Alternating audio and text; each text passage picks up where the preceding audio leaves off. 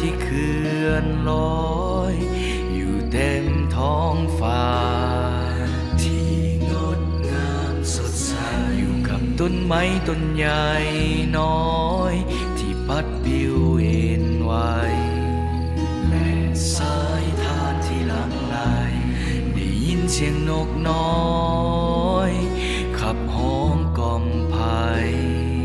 ที่ให้ความอบอุ่นใจเก็บช่วงเวลาเหล่านี้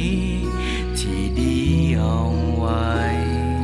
ช่วยรักษาจิตใจ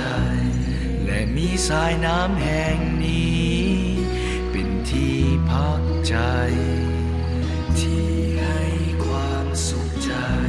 ให้บ้านแสนสุขแห่งนี้โอบกอดเฮาไว้กับสายลมที่ผ่านไปให้พื้นแผ่นป่าแห่งนี้โอบกอดจิตใจเพื่อให้พบชีวิตใหม่ให้บ้านแสนสุขแห่งนี้โอบกอดเฮาไว้กับสายลมที่ผ่านไปให้พื้นแผ่นป่าแห่งนี้โอบกอดจิตใจเพื่อให้พบชีวิตใหม่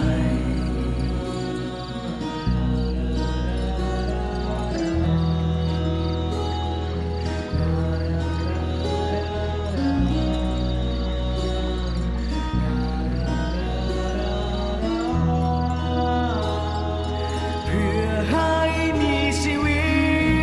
ตใหม่เพื่อได้พบกับสิ่งใหม่เพื่อให้มีความสุขใจจงมีชีวิตกันต่อไปเพื่อได้ใช้ชีวิตใหม่โอ้